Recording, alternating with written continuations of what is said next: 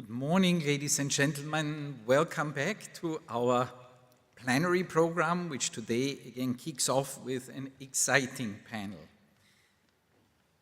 The title of this panel is New Opportunities Benefit Human Spaceflight on Earth, in Space and Beyond. And this is a panel organized by the Chinese Academy of Sciences. We've heard during this week already a lot about the outstanding and stunning achievements of China in robotics exploration. Now, this panel will focus on the progress and future plans for China's scientific research and utilization in human spaceflight. The panel will also discuss global collaboration efforts, highlighting cooperative activities centered around microgravity facilities, including space stations, spacecraft, parabolic flights, and much more. And to lead you through this discussion, it's my great pleasure to introduce the moderator of this session, Mengguin Chen. She is the acting director of the International Cooperation Center in the Technology and Engineering Center for Space Utilization of the China Academy of Sciences. Please give her a warm applause. A welcome with a warm applause.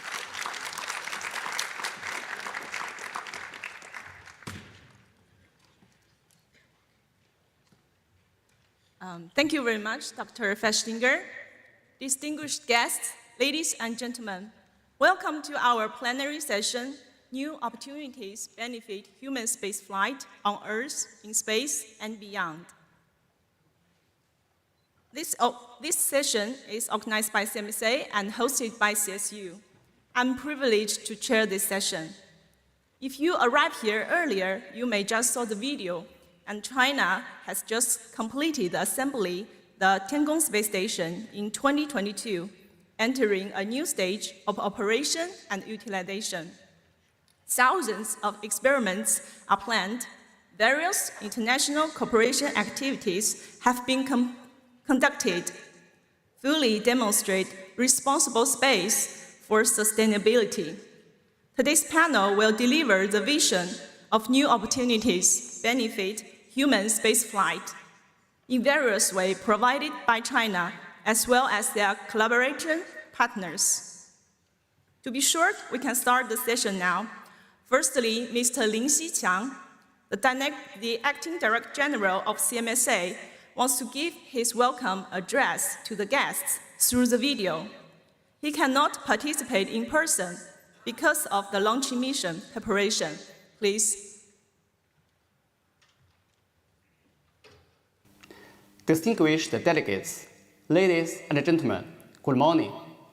Firstly, on behalf of the China Manned Space Agency, I warmly welcome you all to this special session on China's human space development. I'm sorry that I cannot join you in person due to preparations for the China Space Station annual missions. Nevertheless, I'd like to congratulate on the successful convening of the 75th International Astronautical Congress and express my heartfelt gratitude for your ongoing attention and support for China Manned Space Program. Later, 2022 marked a significant milestone for us with the completion of the in-orbit construction of China's space station. This achievement realized the three-step development strategy set by Chinese government in 1992 and ushered in the station's utilization and development phase.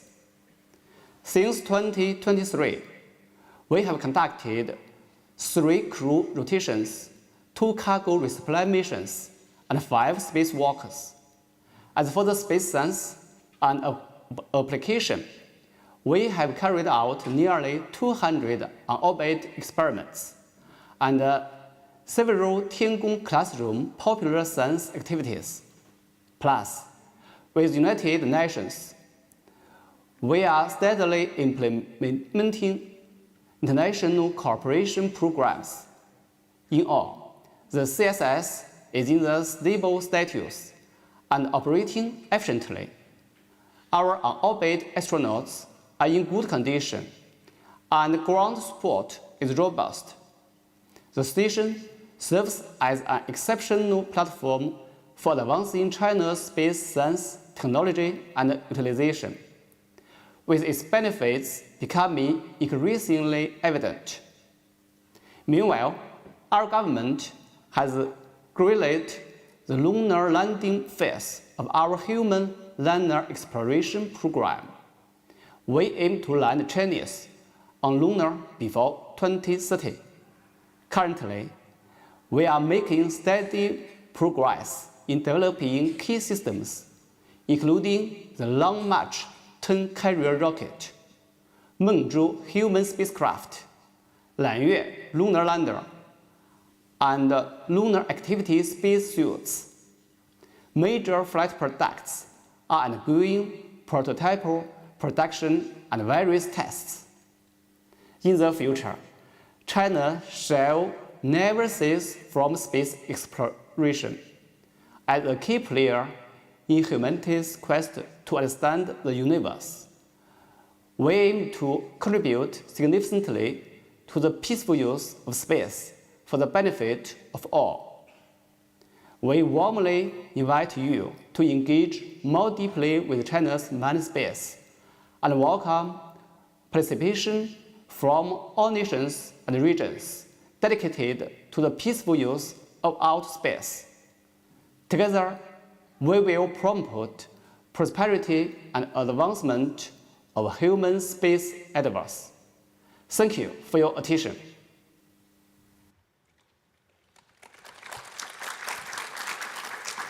Okay, thank you, Mr. Lin. CMSA has deep cooperation with UNOOSA.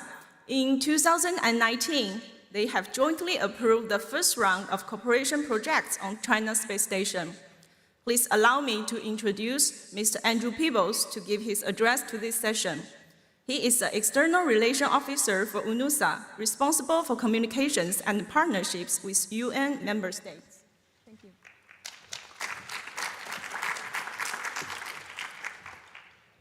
So good morning, everybody. Your Excellencies, distinguished delegates, thank you for extending an invitation to the United Nations to speak to you today. At the UN Office for Outer Space Affairs, we regularly get questions about why do we go to space when there are so many problems here on Earth? And from our perspective, when we receive these type of questions, it's clear that we as a space community need to do more to communicate the benefits and make the case for space. The answers to why we go to space are numerous. We as a sector, we know them. It helps us answer the big questions, why we're here. How did it all begin? Are we alone in the universe? What comes next? And most importantly, can we make the lives for the people on this planet better? Ultimately, and throughout our common history, we've been a species of explorers. The research that is being conducted on Tiangong, the International Space Station, and other platforms that are currently being developed have real-world applications that address global challenges such as climate change, food security, health, disaster resilience, and many, many more. Similarly, experiments in microgravity physics have potential to unlock new materials, technologies, and processes that could revolutionize life here on Earth. Distinguished delegates, the UN Office for Outer Space Affairs was proud to have entered into an international collaboration and partnership with the China Manned Space Agency in 2018, through which 7 teams from multiple countries, ranging from China, Germany, India, Italy, Japan, Kenya, Mexico, Peru, Poland, the Russian Federation, Saudi Arabia, Spain, and Switzerland, have all been awarded opportunities to conduct their experiments on board the China Space Station. So we have to ask ourselves, why are opportunities such as this important? From the United Nations perspective, these Access to Space for All initiatives have proven to be successful hooks or catalysts, if you will, for kickstarting or enhancing the space ecosystems and economies of countries all around the world. And from our perspective, we don't take these opportunities for granted. For every extra gram of weight that is carried on board one of these opportunities into space when it's launched, we know the costs. So for that, we're very, very grateful for the opportunities that are presented to us by CNSA and others. Similarly, through other grassroots initiatives and projects with universities and startups, UNUSA has a track record of assisting countries to access the benefits of space for the peaceful uses of outer space and for the benefit of their citizens. These projects not only have been sources of national pride and prestige, they've been catalysts for the creation of space agencies, space laws and policies, promoting STEM education in countries, and also the uptake of space data, services and technologies. So distinguished delegates, we at the UN, we're very excited. We're very excited to see what comes from the experiments that will be carried out over the next few years, and we're excited to see the type of lessons that will be learned that maybe from some of these experiments to advance humanity's exploration of the cosmos, settlement on other worlds, and maybe, just maybe, a new spin-off technology that we might all be using as a spin-off technology or a consumer product in the next few years. So with that, I would thank you and thank the organisers and wish you an interesting panel. Thank you.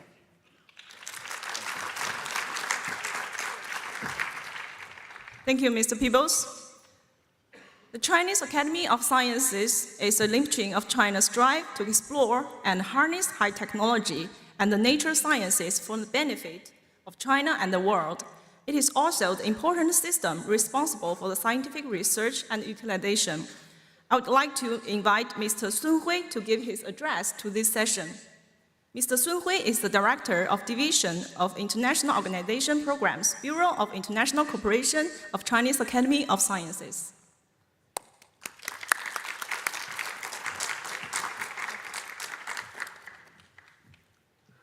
Distinguished Dr. Christine Fechtinger, Executive Director of IAF, Mr. Andrew Peebles, External Relations Officer of UNUSA, distinguished guests, ladies and gentlemen, good morning.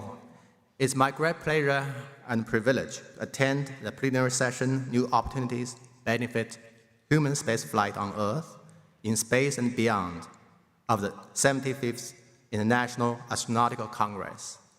On behalf of the Bureau of International Cooperation, Chinese Academy of Sciences, I would like to extend my warmest welcome and sincere regards to all of you present here today.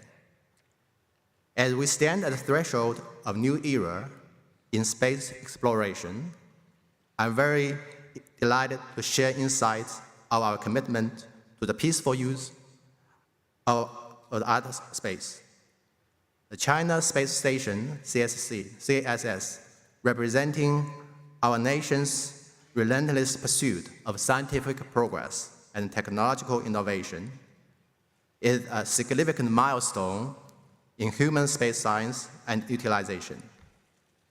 It embodies our vision of a future where space serves as a platform for international collaboration, discovery, and advancement of knowledge that benefits all humanity.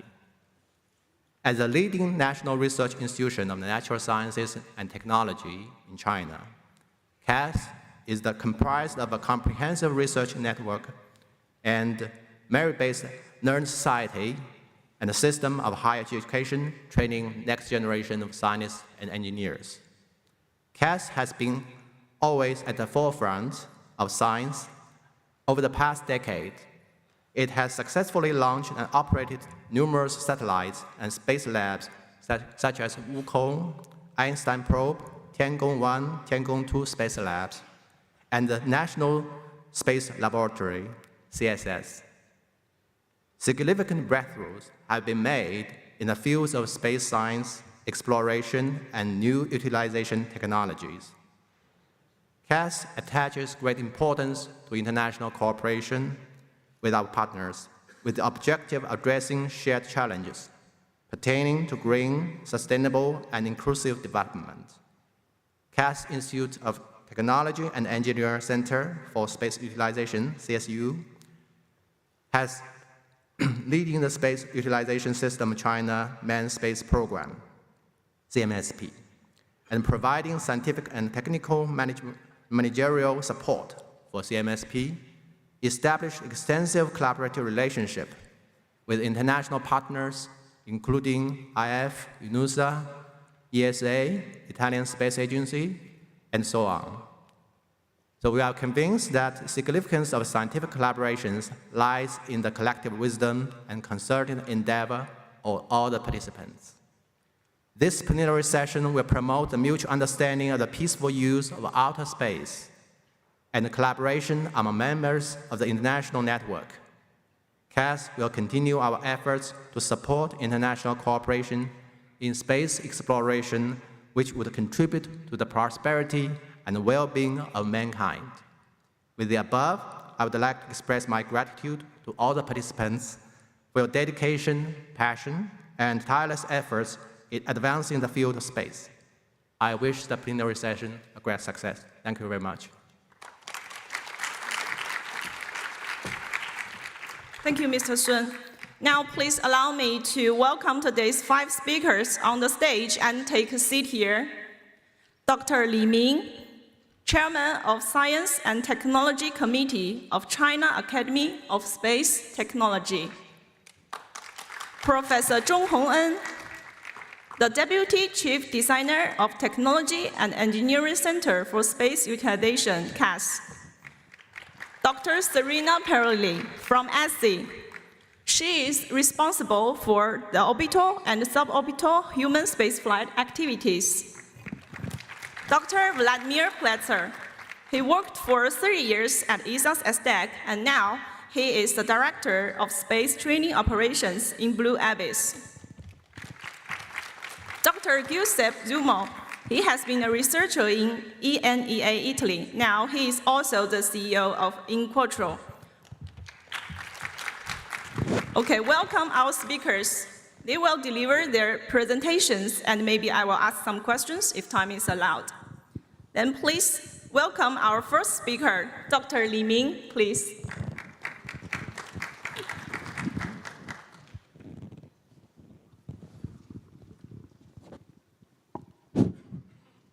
Distinguished audience, ladies and gentlemen, it's really a great pleasure and privilege to have this opportunity to make a presentations. And in my presentations, I will talk about briefly the story about the Chinese manned space missions and also the opportunity for international cooperation. You know, the Chinese space station complete its construction in orbit in 2022. These space stations can support 3 astronauts for the long-term missions, and also it can support maximum 6 astronauts for the short-term missions, for example, for the rotations and shift change. The space station consists of 3 major modules, including the core module, another 2 experiment modules with a cargo ship for supply, and with the Shenzhou manned ship for transportation of the astronaut. With nearly 18 flight experience, the transportation system Shenzhou manned spaceship is reliable and on time, is a guarantee.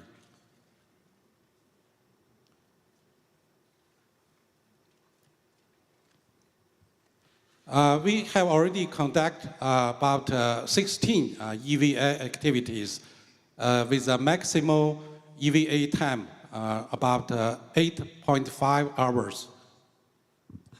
This is the view from panorama camera, external cameras. This is the view from internal cameras through the window. This is just animations for the rendezvous and docking. As to the capacity and interface, we provide not only the external service and payload, but also we provide the internal payload support. For example, for the external support, we provide nearly 50 payload adapters, which is very good for the exposure mission and also for the observation missions. For the internal support, we provide the payload rack, nearly 25 racks, which is suitable for the biology studies, microgravity studies, and also the space material studies. This slide just shows some example we have finished in the space station, some technology tests and demonstrations. For example, the liquid metal thermal management test and the Stirling thermoelectric conversion test, and so on. Besides the space stations, we still have another means for the experiment. That is a cargo ship. Since the cargo ship has a very heavy-duty abilities, and it can provide additional abilities for the space experiment. One of the interesting application is to using the cargo ship for the release of the CubeSat. In this slide, I'll give you just 3 examples using the cargo ship for the release of CubeSat for the commercial company.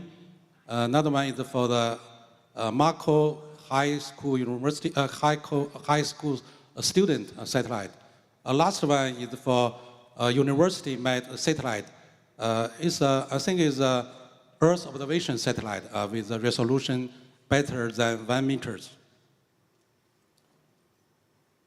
In the future, we will try to upgrade our facilities.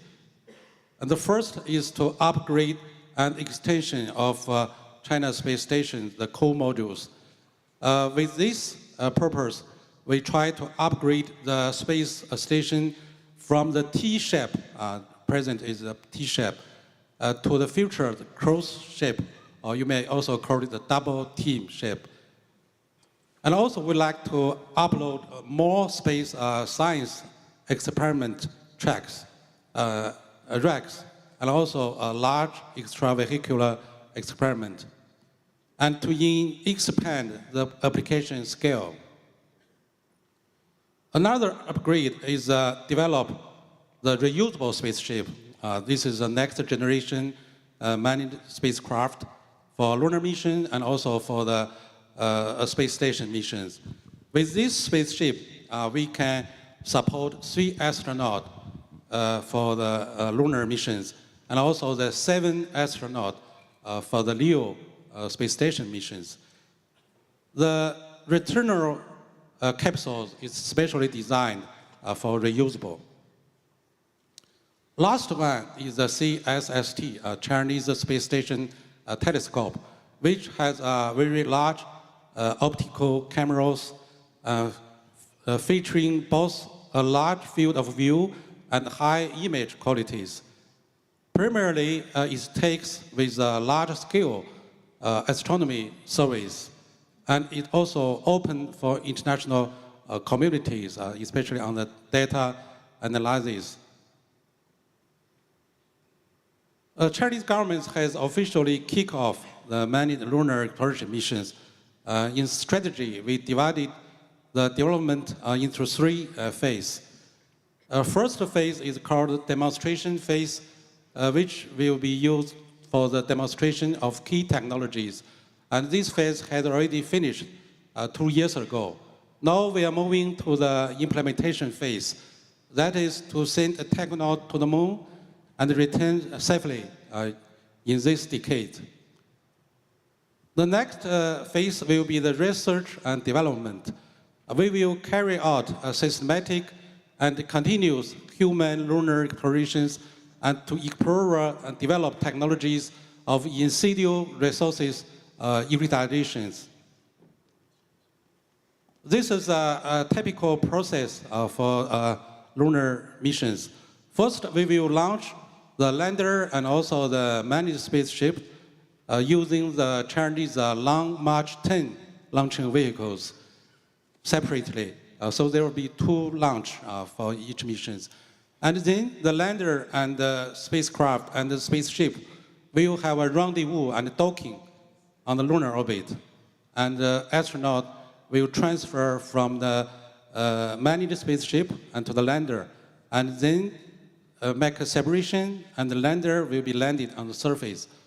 After the explorations on the lunar surface, the astronaut will take off using the upstage of the landers to the lunar orbit and make the second rendezvous and docking with the manned spaceship and transfer to the ship and then back to Earth. So in this mission design, you can see that there are about 2 rendezvous and docking operations in one mission. These are just animations of landing, sampling, and also cruising. Chinese government attach a great importance for international collaborations. We have already implemented the collaborations with UN-USA, so each member countries of UN can collaborate with Chinese space station programs. For the cooperation network, we build collaborations with agencies like ESA, DELAI, CNES, SOPACO, and also others for the bilateral cooperation. And we also set up collaborations with international organizations like IAF, IAA, APOSCO, and also UN for the multilateral collaborations. For upcoming opportunities, there are scientific research, the flight opportunities, the astronaut training, and also onboard Chinese space stations, and science population educations. For the collaborations, we are not just only collaborate with the spacefaring nations, but also we will provide the opportunity to the new new emerging countries and developing countries for their capacity buildings. As for the lunar manned missions, we will provide a new platform for the scientific explorations and international cooperation. We hope to actively carry out exchange with other countries and seek cooperation opportunities. In my view, to build a community with a shared future of mankind in space, we need a collaboration. Collaboration not only on ground, but also in space. Collaboration not only just for a profit and market, but also for the resolution of the urgent issues we are facing for. Collaboration not only just for our generations, but also for our children and even long sustainable future. Let's work together and make it happen. Thank you for your attention. And thank you, Dr. Li Ming. I'm really excited about manned lunar exploration mission and looking forward to Chinese landing on Moon by 2013, such a specific timetable. And then, please welcome Professor Zhong Hongen.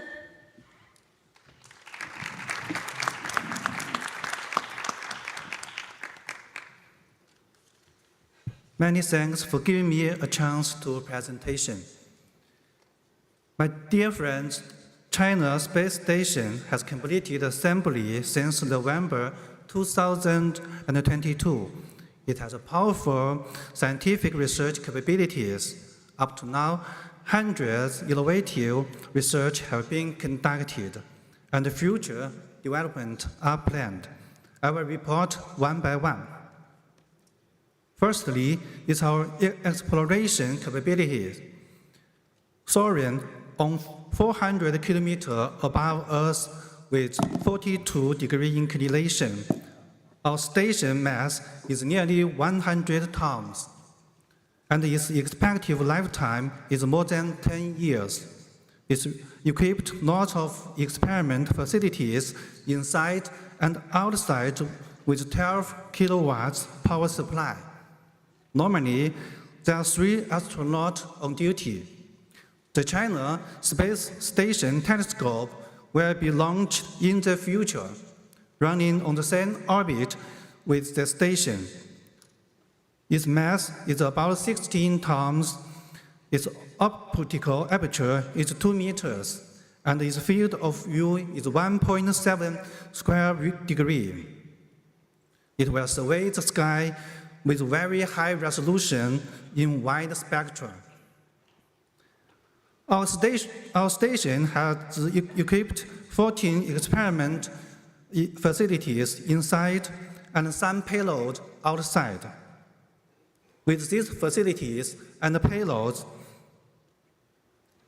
the research is conducted, such as space life science and biotechnology, material science in space, microgravity fluid physics and combustion science, fundamental physics in microgravity, and so on. Our capabilities are extendable with the reserved place to install new facilities, such as 5 express racks inside, and more than 50 external payload adapters outside. Our space telescope contains 5 observation instruments and can be maintained in orbit. It will on flagship level in the 2020s to 30s and expected to obtain over 1 billion galaxy images and over 100 million galaxies spectra. We keep applying the latest technologies to promote experiment efficiency, such as telescience, AI, cloud-based technology. To match with the space labs in orbit, we have ground analog systems. It's a high fidelity simulator of those experiment facilities in orbit, as well as data and power supply management subsystems. We also have ground-based matching test labs, including life science labs, material labs, fluid physics labs, combustion science labs. Secondly, it's our research progress. We plan to conduct over 60 research plans within 30 research topics belonging to 4 research fields. Here now, 107 research projects have been implemented with nearly 2 tons of experimental equipment and samples uploaded, and nearly 100 types of samples returned. In the field of space life sciences and biotechnology, 4 facilities have been equipped. Lots of advances have been obtained, especially in space cell biology, spatial ecology, space radiation biology, and the research in biopharmaceutical and clinical medicine have significant application prospects. Several research on osteoblast and myocycles has conducted, such as microgravity-induced osteogenesis in impeding, microgravity-affected autophagy. Several research on human embryonic stem cells have conducted, such as vitro differentiation of germ cells. Human embryonic stem cells have conducted. Closed aquatic ecosystem were operated successfully in our station, as well as rice life cycle from seed to seed and regeneration of ratooning rice. 16 kinds of samples for space exposure experiments are conducted, such as nematodes, microorganisms, rice seeds, and biological micromolecules. In the field of material science in space, there are 3 facilities. Lots of advances and important scientific discoveries have been obtained in metal and alloys, functional crystals, and cross-science research. Performance of multiple functional crystal materials are superior to similar ground samples. Many kinds of metal and alloys have completed solidification in space, such as niobium, silicon alloy, titanium, cobalt, gadolinium alloy, nickel, aluminum alloy, and so on. Many kinds of functional crystals have grown in space, such as indium, arsenic, antimony single crystal, high-quality indium cellular crystal. Metal, alloy, composite materials, lubricating materials, lunar simulant are exposed in the real space environment to test the effect of space environment on those materials. By using the electrostatic levitation experimental rack, the condensation and crystallization mechanisms of early solar system, Chondru, and CAI were studied. In the field of microgravity fluid physics and combustion science, 4 facilities have been equipped. Significant progress has been made, including the interface behavior of space fluid transport, turbulence transition, boiling, gravitational scaling, granular rheology, and 3-dimensional colloidal system, microgravity flame dynamics, and acoustic field effect. Several research on fluid dynamics have been conducted, such as space storage, transport, and interface behavior of a fluid, annular flow conversion map, and instability mode. Several research on multi-phase flow and phase change heat transfer have conducted, such as searching the gravity scale law of pool boiling heat transfer and bubble thermodynamic behavior, the law of interface flow and heat and mass coupling, transmission of complex fluid in microgravity. Several research on soft matter physics and complex fluids have been conducted, such as discovering new phenomena of dynamics and rheological behavior of a 3-dimensional colloidal system, revealing physical laws that affect the particle separation effect. Several studies on combustion science have been conducted, such as revealing the lift-off and blow-off characteristics of low-flow partially pre-mixed flames, discovering flame stability conditions affected by vortices and acoustic waves. In the field of fundamental physics in microgravity, 3 facilities have been equipped. Series of progress have been achieved in ultra-cold atomic physics experiment, high-precision time-frequency experimental system, and space-cold atomic interferometers. The world's first all-optic trap platform in space to achieve both instant condensate is established, capable of supporting scientific experiment on quantum research. A globally leading high-stability space-time frequency experimental system has been built. At the picosecond level, time difference measurement between our station and the ground is achieved. First, highly integrated 2-component called Auditorium interferometer is running in space, and the equivalent principal test with precision 10⁻⁷ is achieved. In the field of space astronomy, our space telescope is currently under development, and we have already developed a series of data processing algorithms, analysis programs, and so on. Thirdly, is our future development. As the National Space Laboratory, our station is the largest space comprehensive research and expensive experimental platform in China. We plan to conduct more than 1,000 research projects in 10 years.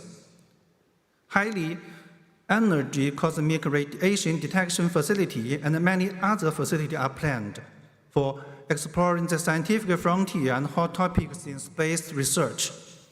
Our door of international cooperation is always open, surely under principle for peaceful utilization, equality, and win-win. There are three ways of cooperation. One is to develop payload.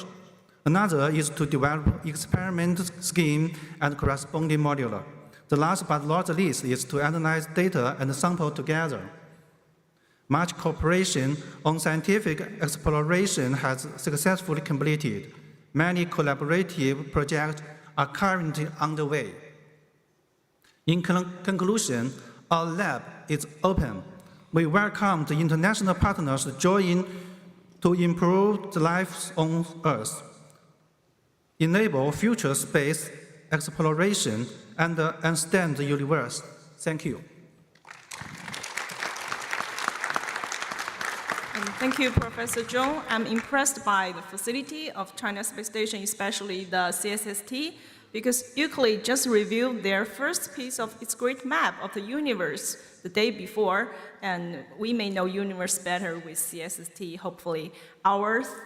Please welcome our third speaker, Dr. Serena Parley. Thank you.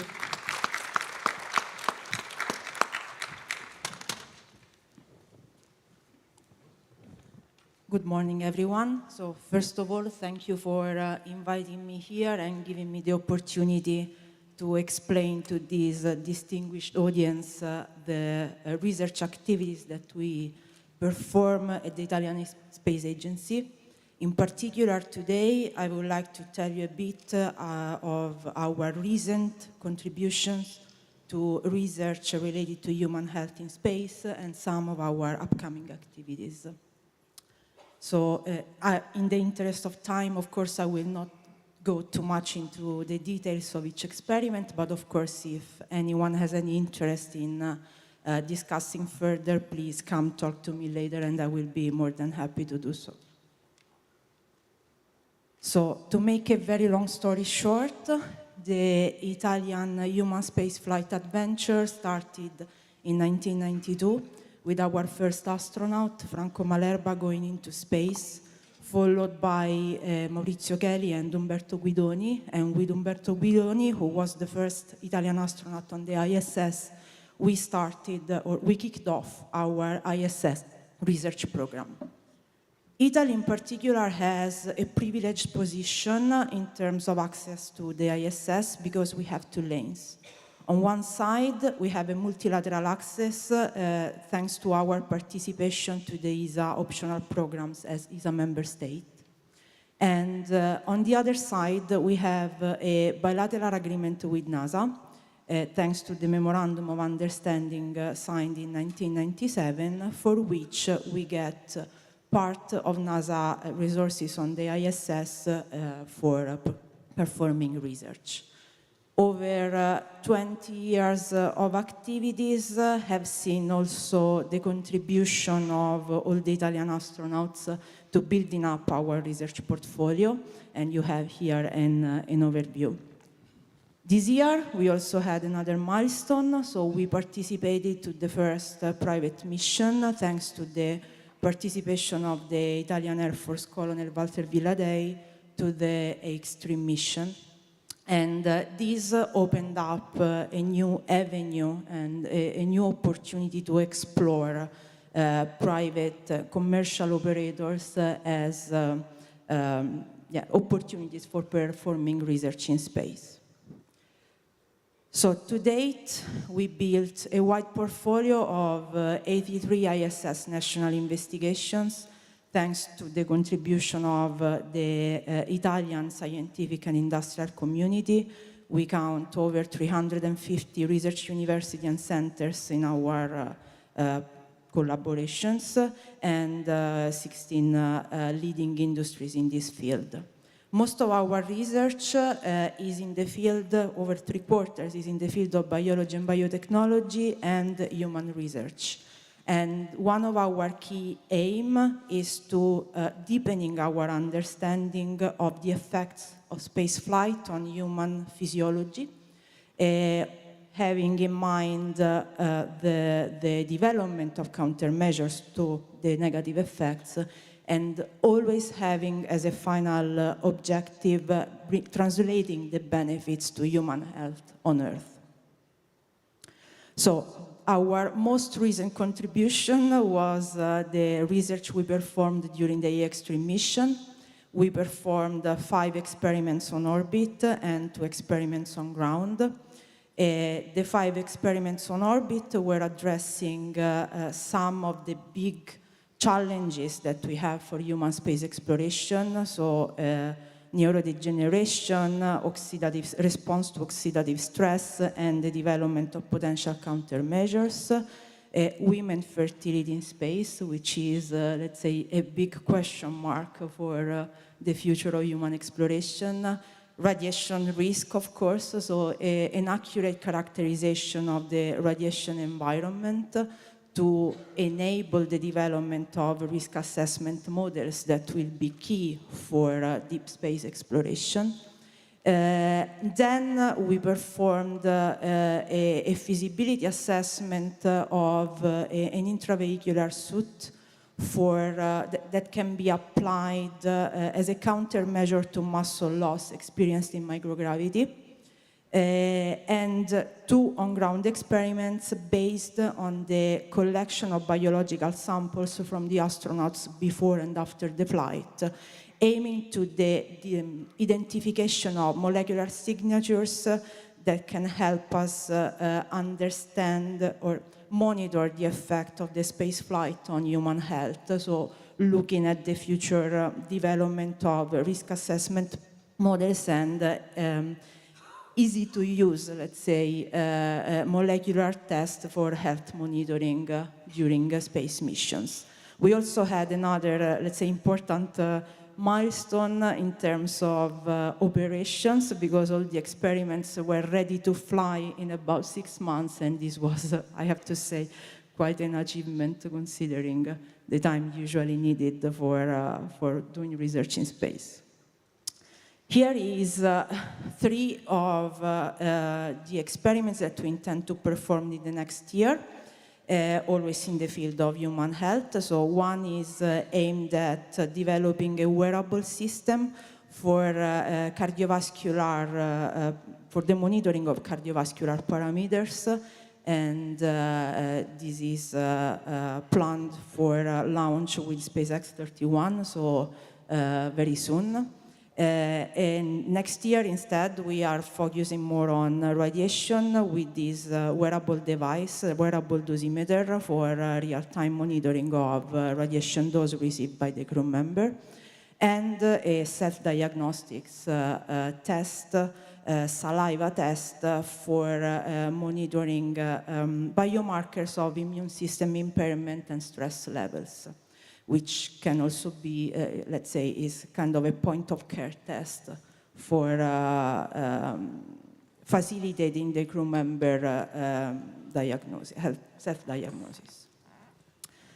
Then here is an overview of what we intend to do next. So we did a lot of work with our scientific research and industrial community to understand what are the big gaps that we have to fill to enable human space exploration in the future, and we identified this area of interest, so deepening our understanding of the effects of the space environment on human pathophysiology, aiming to develop or identify and then develop countermeasures, better understanding the radiation problem, and also in this case potentially finding countermeasures, enabling the crew to be autonomous in health monitoring, and the implementation of prevention and mitigation strategies, food production and preservation, which is something that we really have to work a lot on, And last but not least, the impact, the psychosocial impact of isolation and confinement on the human performance and health during space exploration. So these are the areas where we are focusing our investments for the near future. And with this, I want to thank you all, and yeah, I'm here for any discussion. Thank you, Dr. Paoli. Good to know the Italian contribution to ISS. Then, my old friend, Vladimir Pletzer, please. Thank you. Thank you. Distinguished delegates, ladies and gentlemen, and dear colleagues, I'm very happy to be here with you, and I would like to thank, there we go. I would like to thank, of course, the organizer for their invitation here. You see here the title of my presentation, Public Flight, New Opportunities to Benefit Human Space Flight. I was lucky enough to work also at the CSU, the Center for Space Utilization of the Chinese Academy of Science. I was there for 2 years. And before that, I worked for 30 years at ESA in charge of microgravity payload development and also public flight. My point that I want to display today is that public flight, aircraft public flight, will help us to go from low Earth orbit to the moon and eventually to Mars. And you see there in the little drawing, that's exactly what I wanted to show. So what is first a public flight? These are the aircraft, the main aircraft that I use all over the world. You see on the top left the Airbus A310-0G that is used currently in Europe. Next to it, the Ilyushin IL-76 MDK that is used in Russia by Roscosmos. On the lower left, the Zero-G Corporation aircraft, which is a Boeing 727, which is also currently in use. And then to the right of it, a Boeing 767 that we at Blue Abyss, which is my company where I work as a director of space training operation, we will establish that in about a year and a half or so for public flight. What is actually a public flight? Well, from an horizontal flight, the pilot would accelerate, push full thrust to the engine, and same time pull on the stick, on the command, so the plane will gradually climb up. When the climbing angle reaches about 45 to 50 degrees, the pilot switches off the engine. There's no force other than gravity acting on the aircraft. The aircraft is immediately in free fall, even if it continues to climb first due to its initial velocity, and reach the maximum of its trajectory, as you see here for the profile for the A310, at around 9,300 meters, and continue free falling, but this time downward. And when the diving angle reaches 42 degrees, the pilot would again full thrust to the engine and come back to an horizontal flight. So there are 3 parts in this maneuver: the pull-up for 20 seconds with acceleration of 1.8 to 2 G, then the microgravity phase about 22 seconds with the transition phase about 1 or 2 seconds, and then the pull-out with again slightly less than 2 G, 1.8 G again.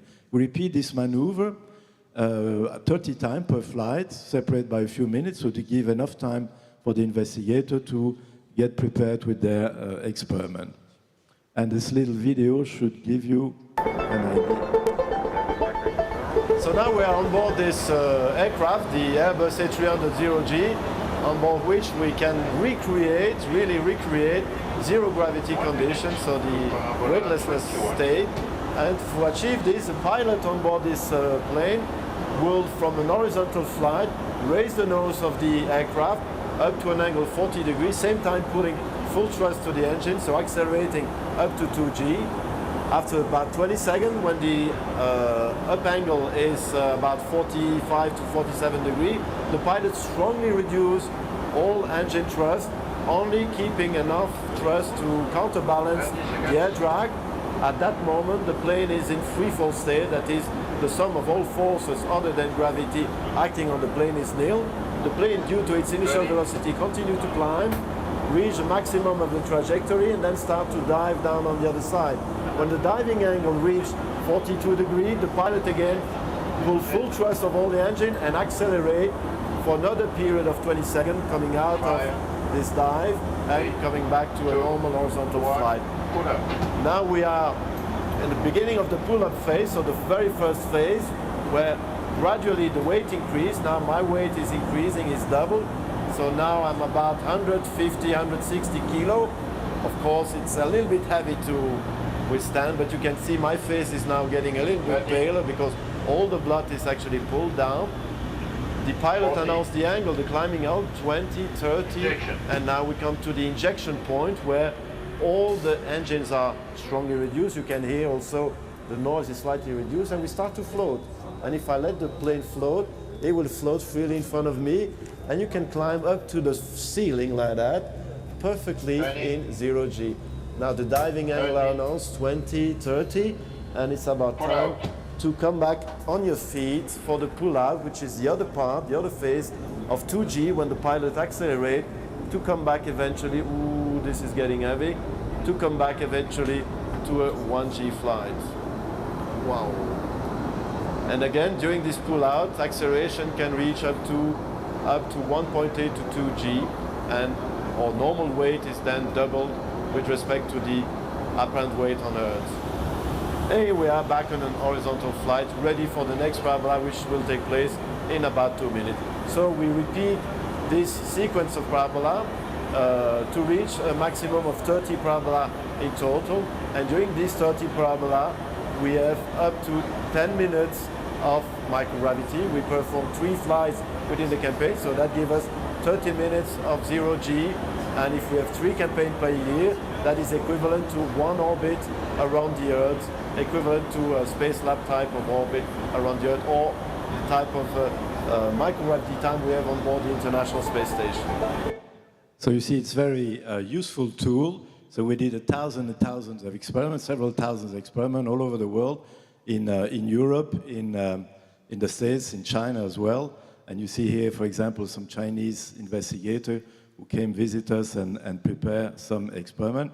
I'm happy also to see my longtime friend Giuseppe Zumo here, who participated also with several tens of experiments during these flights. He will tell you a little bit more about it. Why is it important?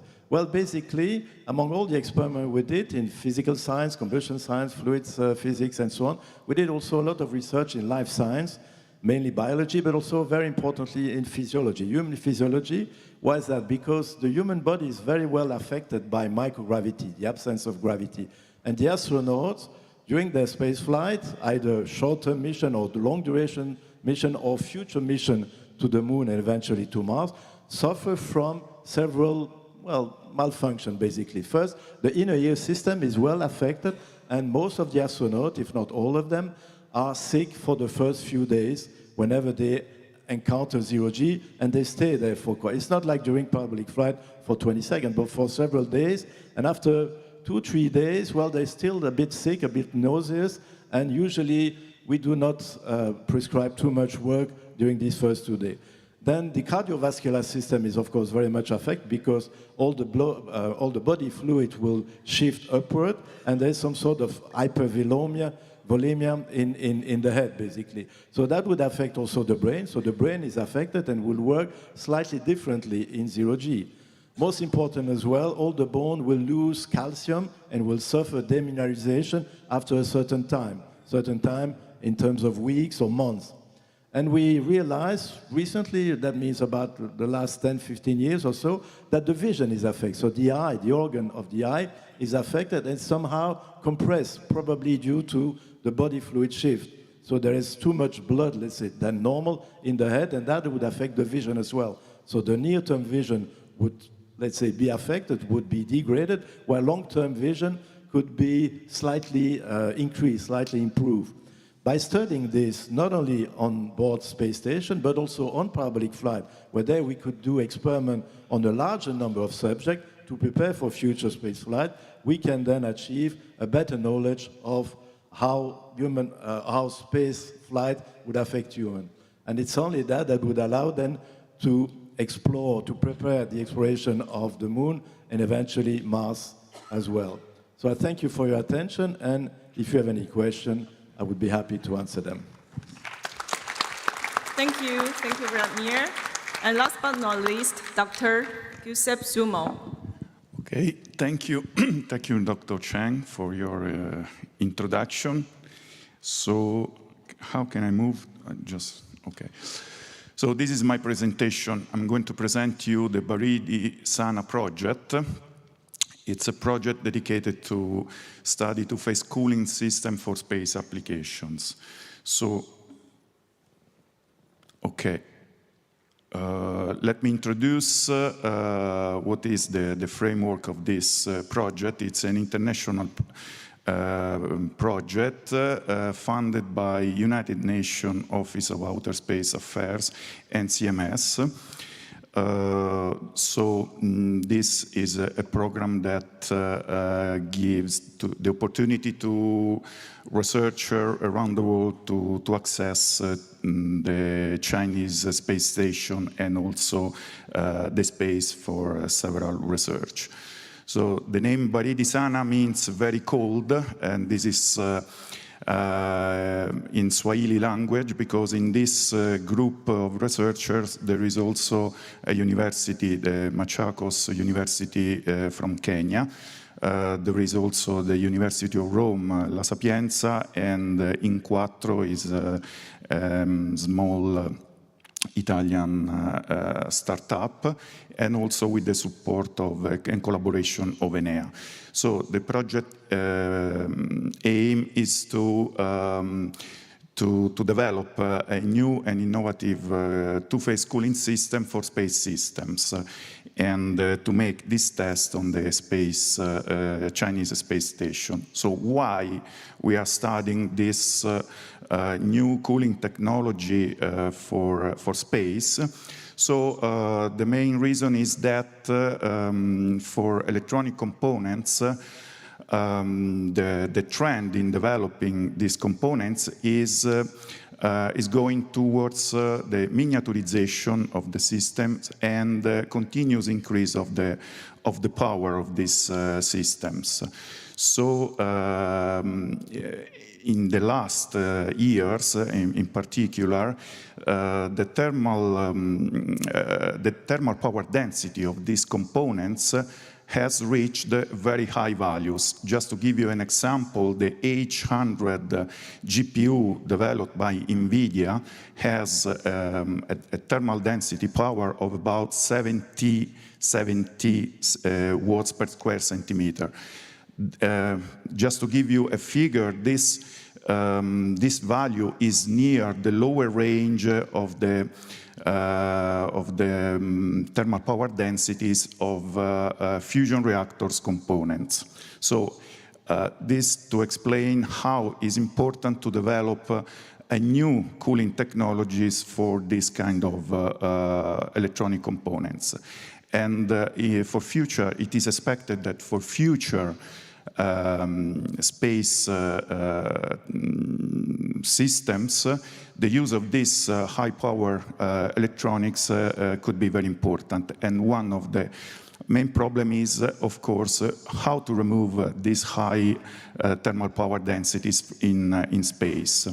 So the solution that we found is, or not that we found, sorry, that we propose, is two-phase mechanically pumped loop. So it's two-phase cooling systems. So here you can see in the right upper part of the slide a schematic of this system. It actually is a closed pumped loop with a liquid that is not water. It's not possible to use water. We use a refrigerant with low boiling points between 15 and 35 Celsius degree. So there is a pump that pumps the fluid into a heat exchanger called evaporator. This heat exchanger is put in contact with the electronic component that must be cooled.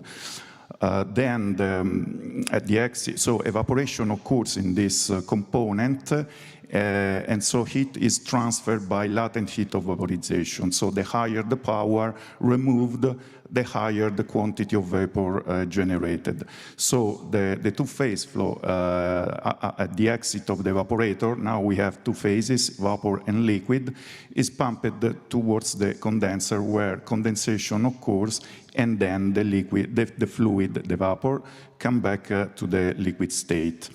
So This is a technology that is used for nuclear reactors, for fission nuclear reactors and for new fusion reactors. It's very efficient and very effective.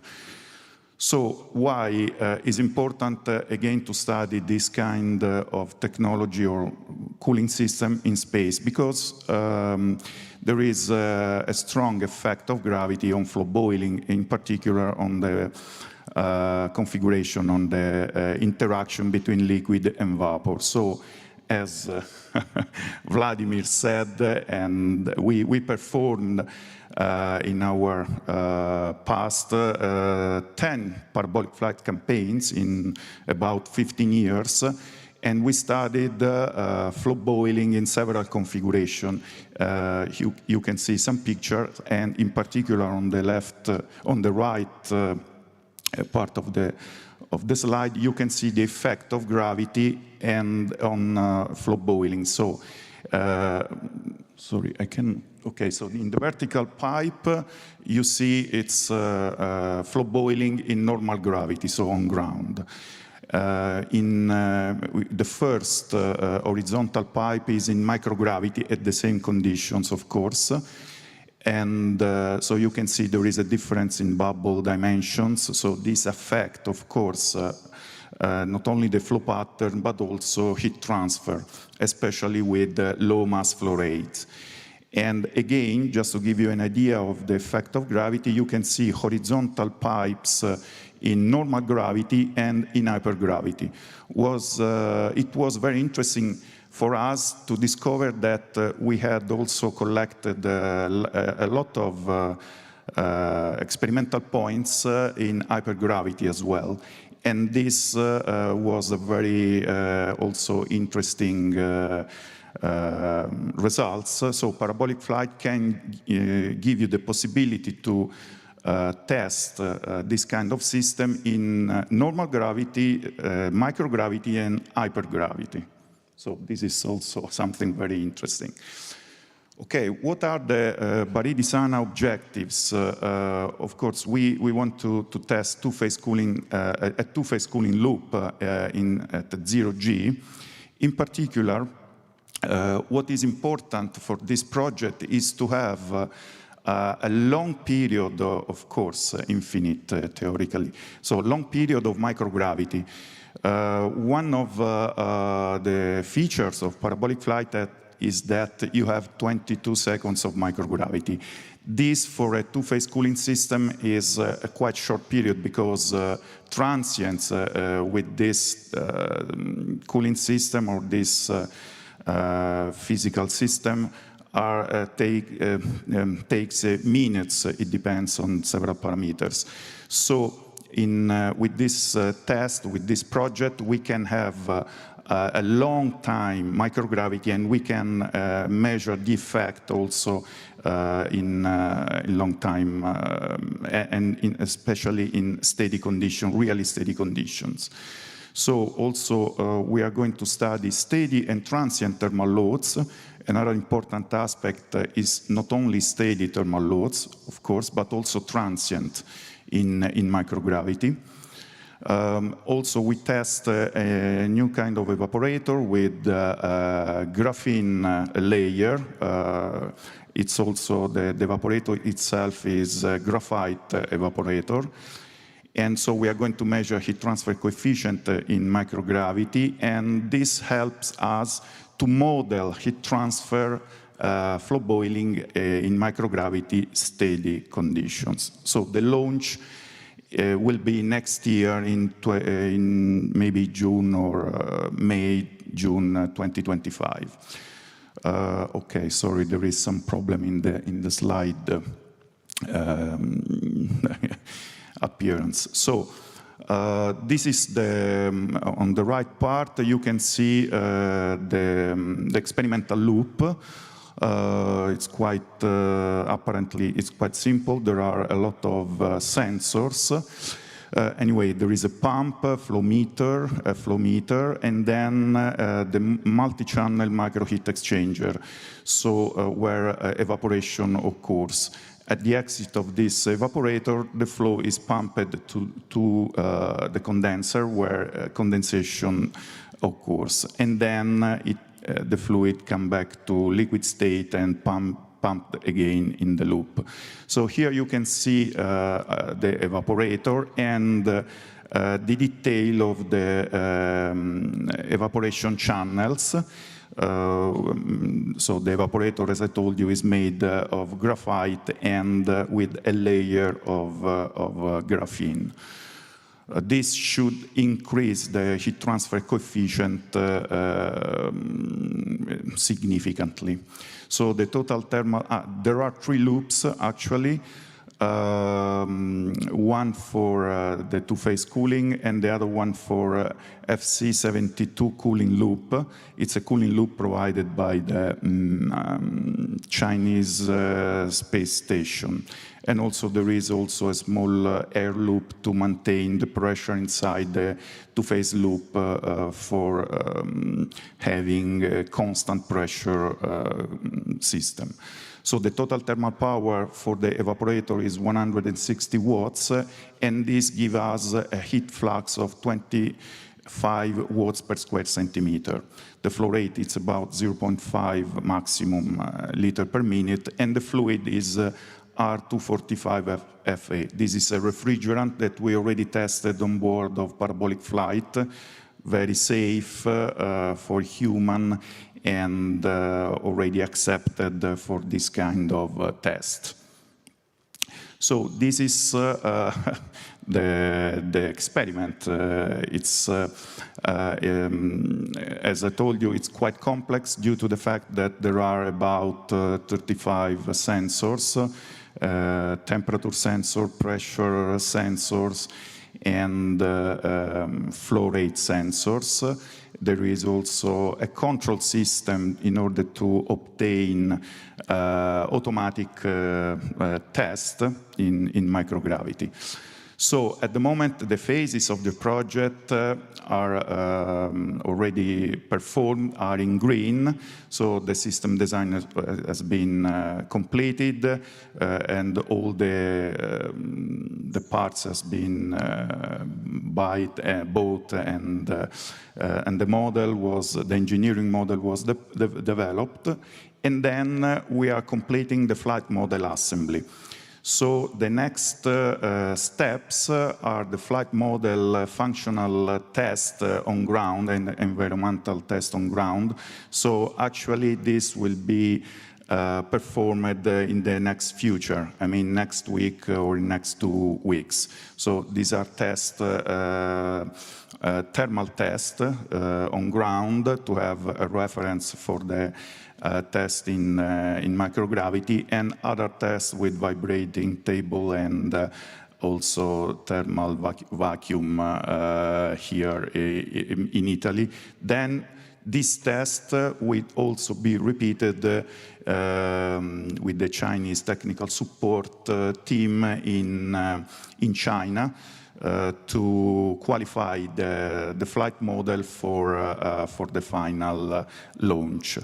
And then, hopefully, if everything is okay, we will have the launch in approximately June of next year, and then experiments. And at the end, we will have data analysis. Unfortunately, the experimental loop will be destroyed after the test,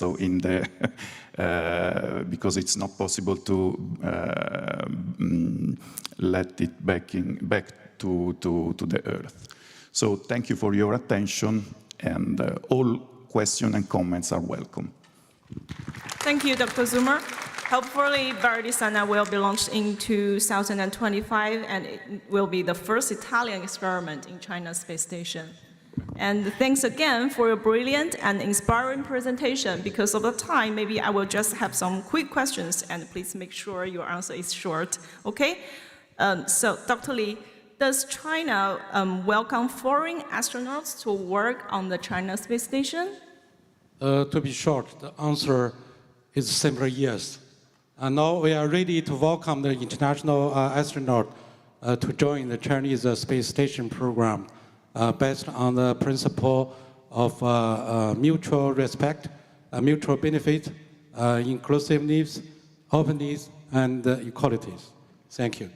Okay, thank you. So, and Professor Zhong, will there be new opportunities for cooperation on space payload in the future space station?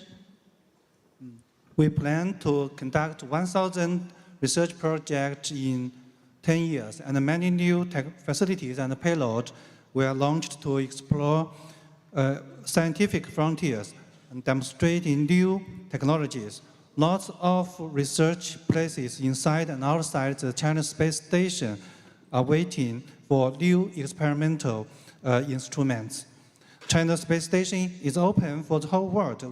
We have a wide variety of ways to cooperate, including developing payloads and experimental module, data sharing, or other ways you can think.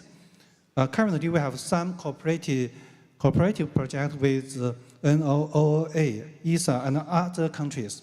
We can cooperate in a wide range of research areas, such as life science and biotechnology, space material science, microgravity fluid physics, combustion science, astronomy, such as the China Space Station telescope, and HERD, and Earth observation, and the future, the manned lunar exploration. So welcome to join the China Space Station to conduct research you want, and to benefit humankind and explore universe. Thank you. Okay, thank you, Professor Zhong. Okay, Serena, do you have some expectation or some future idea about cooperate with China?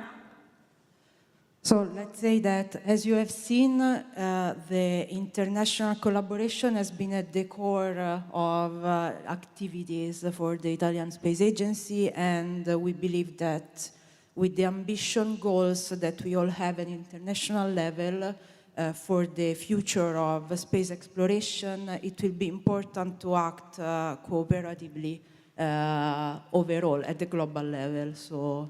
Of course, exploring new possibilities is always, let's say, a way to advance better and faster. Okay, thank you, Serena. Okay, Vladimir, do you have some expectation about the cooperation, international cooperation with China? Yeah. Yes, definitely. As you saw during my presentation, we're talking about parabolic flight. There are several aircraft used in the world. We will propose a new one in a couple of years, in a year and a half, as I said, and we certainly hope that we could expand also our reach to China. So our idea is first to exploit it in the US and then have a second plane a couple of years later to go abroad, basically, to come in Europe, to come in Middle East, in Asia as well, and then why not come to China? So if you're welcoming us, if you're inviting us, we will come with pleasure to work with you. Okay, good to know that. Okay, Dr. Zoomer, how's the progress? Cooperate with China? Is everything okay? And do you have other expectations about the future collaboration? Okay, yes, cooperating with the Chinese space team or from Chinese Space Agency has been very interesting, very fruitful. So we started in 2019 to develop our experiment for the Chinese space station. As I told you, the experiment is complex due to the fact that there is a fluid and thermal power inside the loop, so there are many safety requirements and, of course, as well, experimental requirements to be satisfied. So with the Chinese team, we had a very smooth and helpful collaboration. So we solved actually all the problems on both sides. What I can say as a researcher, of course, these kind of programs are very important to develop and to improve the knowledge in this kind of fields. In my case, heat transfer with phase change, but so I can confirm that international cooperation is very important and sharing experience and knowledge and also working together with people from different countries, with different culture is very important, and everybody can learn and improve our knowledge and better comprehension of other cultures as well. And also I want to mention that also parabolic flights were an excellent system to test this kind of experiments. So I encourage also to have this kind of facility in the future in view of international cooperation with Europe and China. Okay, thank you, Dr. Zoomer. Okay, last but not the least, I want to thank you, the host Ada, and they want to give some presents to our distinguished speakers. AIDA and IAF for speakers. Thank you.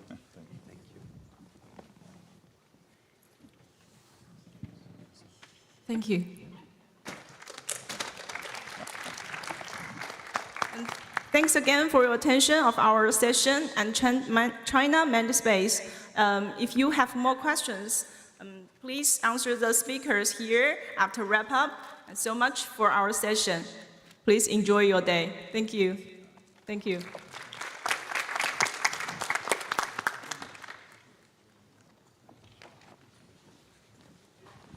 Dear panelists, take a photo together. Sure, with pleasure.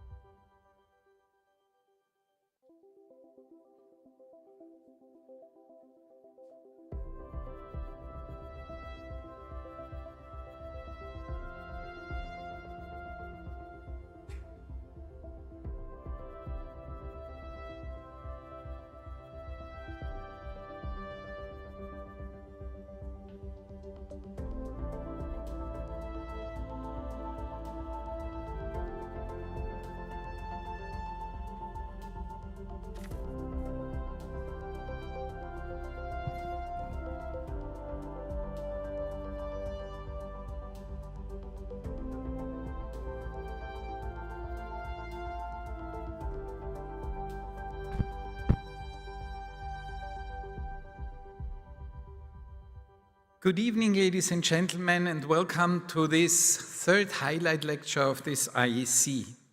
On Monday, at the opening ceremony of this IAC, you could witness the bestowal of the 2024 IAF World Space Award that was given to the Chandrayaan-3 team of ISRO.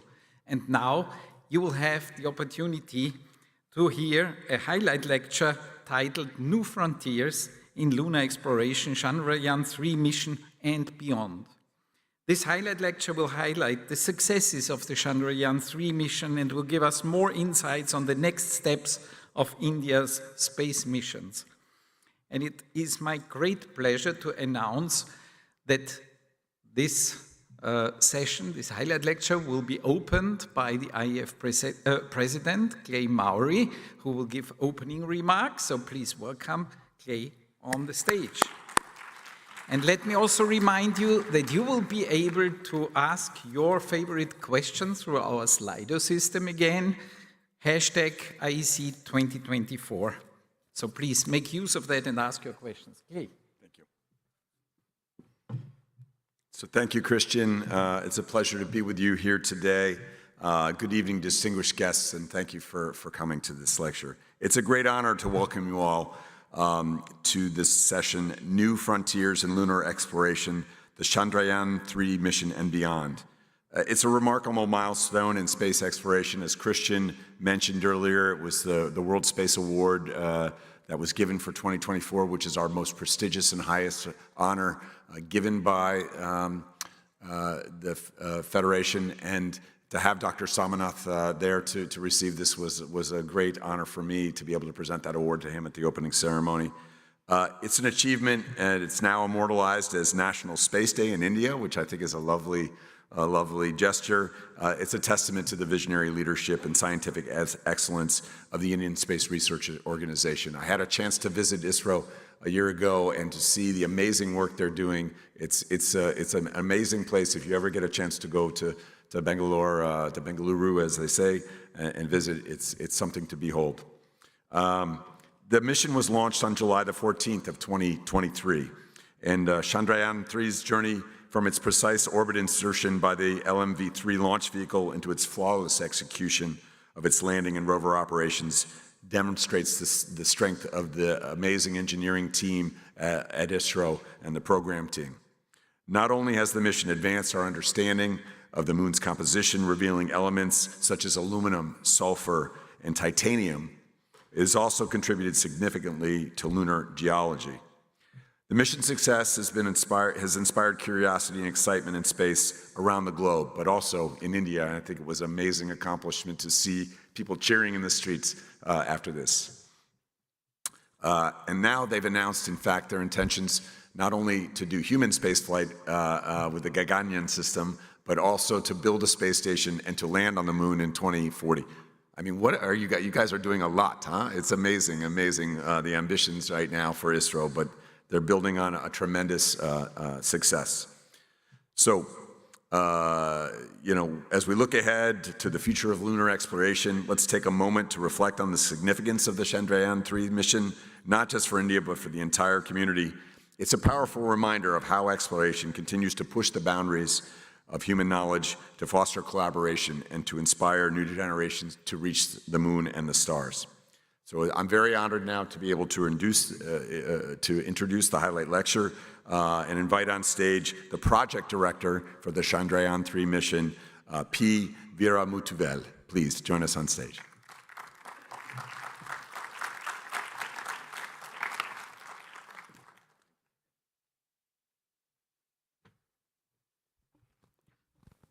Thank you, President, for the introduction. Good evening to everyone. Can you go to the next slide? Okay. So I'll be covering 5 topics today. The evolution of Chandrayaan program, then Chandrayaan-3 mission, the architecture and the configuration and how we achieved this mission. And then later I'll talk about the outcome, science outcome, and Chandrayaan-4 and Chandrayaan-5, the near future missions, and also the future of Chandrayaan program. As already told that by 2040 we have to have a crew landing onto the moon. So the Chandrayaan-1, we had orbiter around the moon. It has detected the water molecules, which was the main highlight, and we had a lot of thirst to going to moon again, and it was largely successful. And followed by, we had a Chandrayaan-2, which had two objectives. One is orbiter, which carried high-resolution payloads compared to Chandrayaan-1 orbiter, and also we had a lander and rover. The Chandrayaan-2 orbiter is very successful, even though the design mission life is 1 year, but it is more than 5 years over, but still it is giving a plethora of science data, whereas the landing objective could not be met. Hence, Chandrayaan-3, we had a specific lander and rover. We also had a host of scientific instruments in both lander and rover for an in situ scientific measurements. And upon the successful completion of Chandrayaan-3, the next logical step is to bring back the sample from the lunar surface and safely bringing back to Earth. That is the aim of Chandrayaan-4. And Chandrayaan-5 is a LoopX mission, which is having a collaboration with JAXA, ISRO-JAXA collaborative mission, will be aimed for a precise landing onto the South Pole with a bigger lander and rover, and also it will quantify the water molecules and quality of the water molecules, and a lot of scientific instruments which will be having many studies like composition studies, elemental composition studies, many studies, which I will be covering in the subsequent slides. Coming to the uniqueness of Chandrayaan-3, the first thing is it is made in India, the launch vehicle, satellite, and also the technologies, and the entire mission design and the configuration, and also the mission trajectory is all, it is made in India. And we were the first country to go to the higher southern latitude region, which is 70-degree latitude towards south. And also we had a very advanced technologies, particularly on the sensors and propulsion system, as well as the navigation, guidance and control. And also we had advanced payloads, which is having a compact volume, mass and power. We had 6 instruments on board lander and rover, and also a compact rover, which is 25 kg of mass, which traveled around 101 meter from the landing point, and it had inbuilt functions of all the systems, including the mobility system. And coming to the mission elements, we utilized LVM-3, that is the heaviest launch vehicle we have with ISRO, which has put the craft into a GTO orbit, which is 36,000 kilometer altitude. And from there, the propulsion module has taken the lander and rover all the way to the moon and separated the lander and rover. And rover is accommodated inside the lander, and the lander mass is approximately 1.75 tons. And the remaining mass comes from propulsion module. And rover is, as I told, it is a 25 kg rover approximately. And 3 distinct objectives we had. One is safe and soft landing to the designated targeted point. Then rover roving on the surface and conducting an in situ scientific instrument measurements. And coming to the mission profile, we had launch on 14 July, and we left towards moon, that is a translunar injection on 31st July, and we captured the moon on 5th August, and 17th August we separated the lander and propulsion module, and we landed finally on 23rd August. And we also utilized the DSN network apart from our IDSN. One is the JPL. They have provided an excellent support. 3 stations they have provided support. One is Goldstone, Canberra and Madrid. In addition to the network support, they also supported with us navigation, OD process, and validation of our trajectories and so on. And thanks to JPL team who have supported us in this mission. And also the ESA team, they have given 2 ground station DSN network. One is Kuru and Gunili. And they also supported in various mission phases, right from EBNs, LBNs, and post-landing scenarios.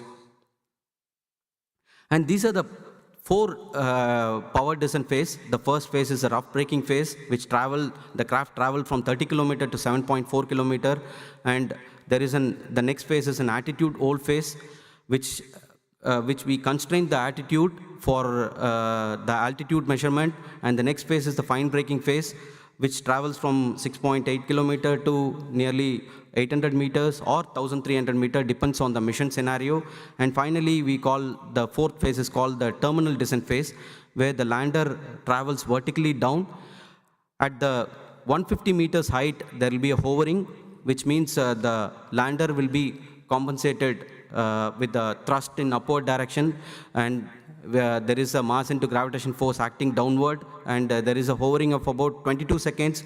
During this time, the sensors, a set of sensors will come into operational. One of the important sensors is the hazard detection and avoidance sensor, where we will be taking a picture, and prior to landing, we had stored image from our orbiter high-resolution camera from the Chandrayaan-2 orbiter, which characterized the landing site thoroughly before the launch.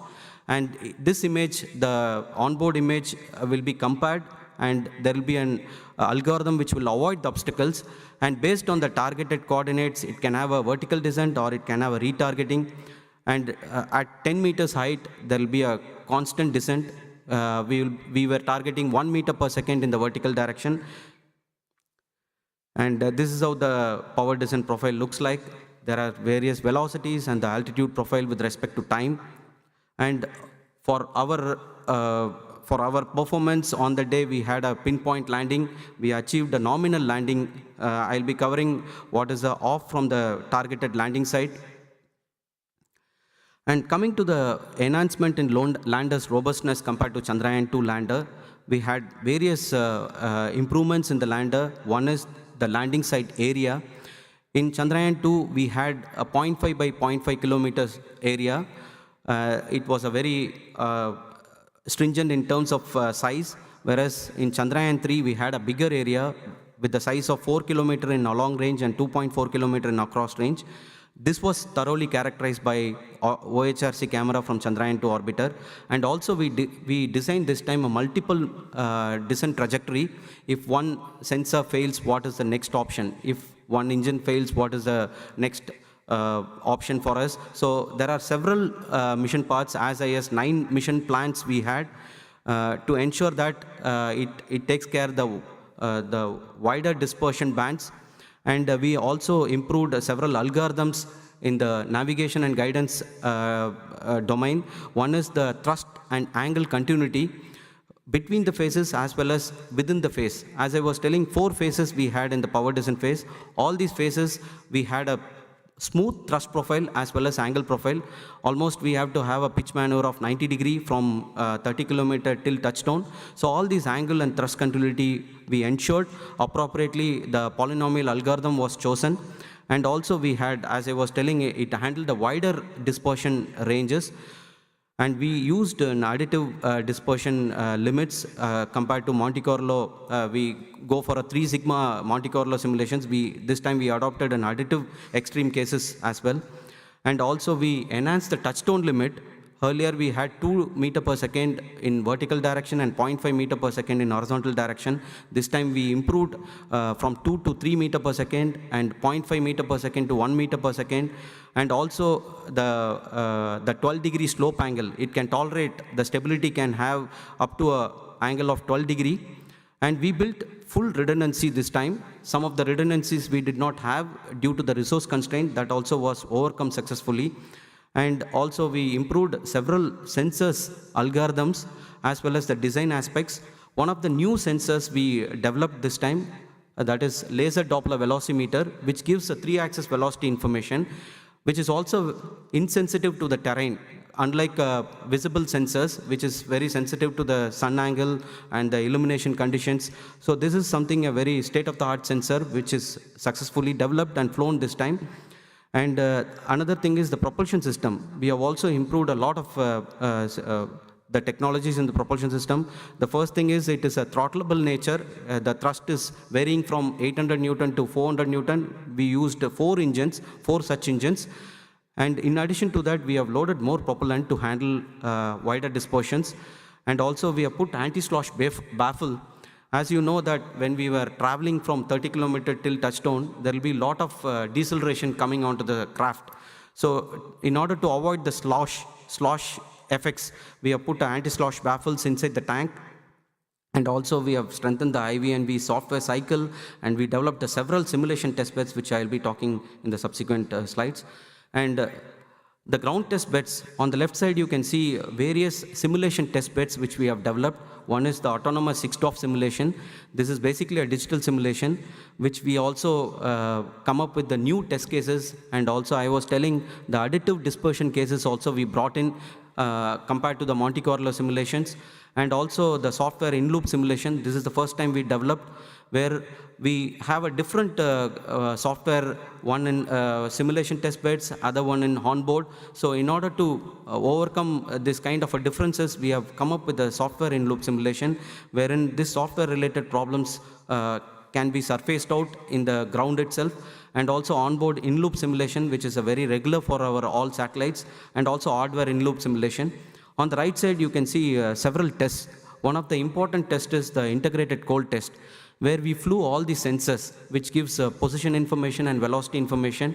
And we flew in the helicopter, wherein we created artificial craters and boulders in one of our test site, where we gave necessary dynamic conditions like altitude and velocity, and all these sensors were operated in a seamless manner. And the navigations also, several types of navigations we had, like inertial navigation, absolute navigation, local navigation. All these navigations were also thoroughly characterized during this test. And the second important test is, having characterized the sensors and navigation, we have to put the propulsion system in closed loop, for which we devised a test called integrated hot test. This is another important test which we have created in Sriharikota, which is our spaceport, where we have to conduct this test in a conducive environment. And we made a special test site and special test setup for conducting this test. And having done both the test, ICT and IHT, we finally moved on to the touchdown test. We simulated a different touchdown conditions, like simulating vertical velocity, horizontal velocity, as well as flat terrain or a slopy terrain. The terrain can be hard or it can be soft. Under different touchdown conditions, we have done a series of tests to assess the strength and stability of the craft. And also the hardware simulator. That is another important test. Before the launch, we have made another setup, which is basically another satellite, set of a satellite, which will be simulating all these hardware conditions, sensors, navigation, guidance, control, propulsion system. Everything is in loop.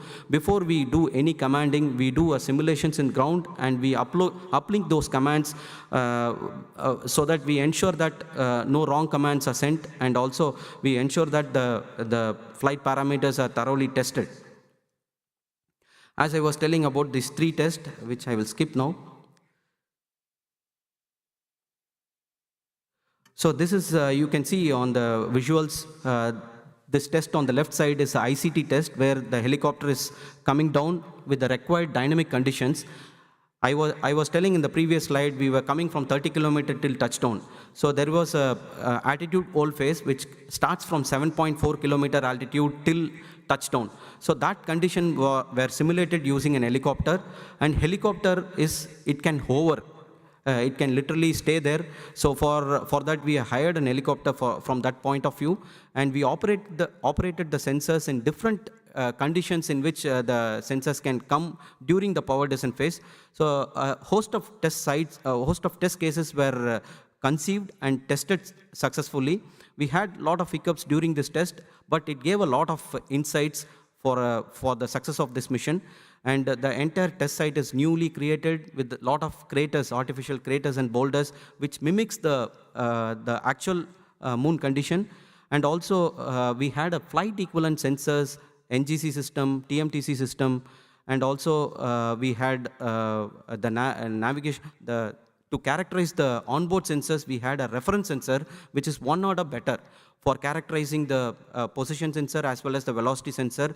And we used different kinds of a sensor for providing or correcting the inertial drift during the descent path.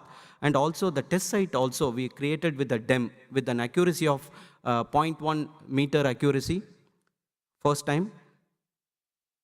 And also the landed drop test. We created a lunar soil simulant test bed, which mimics the unorthosis properties of the lunar rock. So that kind of a test bed is created both flat terrain as well as in a 12-degree slopey terrain. And also we created a swing mechanism which will give a necessary horizontal velocity. The vertical velocity is achieved just by dropping based on the potential energy. The kinetic energy can be achieved, but to offer a horizontal velocity, we created a swing mechanism, and also we created, in order to have the difference in G conditions in the moon, as we know that moon is 1/6 of Earth's G. So we scale down the model to 1/6 of mass, and also achieve the longitudinal CG to equivalent to the flight model, so that the stability is achieved perfectly. And you can see the visuals on the right side, where the actual lander was dropped to assess the strength condition. And also we have put a touchdown sensor, which is again a unique design. Below the foot pad, we have a leaf spring. Upon the touch condition, the sensor will come into contact, and the closed loop will be terminated, where the engine firing will be terminated. So that also was successfully tested as part of this drop test. And these are some of the mission timelines when the project was approved. It was approved in Jan 2020, and we had a series of design reviews. You can see in the bottom where the tests were conducted. These are the 3 important tests I was mentioning: integrated cold test, hot test, and lander leg drop test, which was thoroughly tested almost we have consumed a lot of time during this ICT test and IHT test, and which gave a lot of inputs, and that was used effectively for retrofitting activities in the flight model. And also the flight model was realized successfully. Propulsion module was realized in April 2020, which was the first system was ready, and then the rover was ready. Finally, the lander was ready by February 2023, and May we have made the spacecraft ready, and it has moved to launch site, spaceport. And finally, the launch took place on July, and the landing on 23rd August.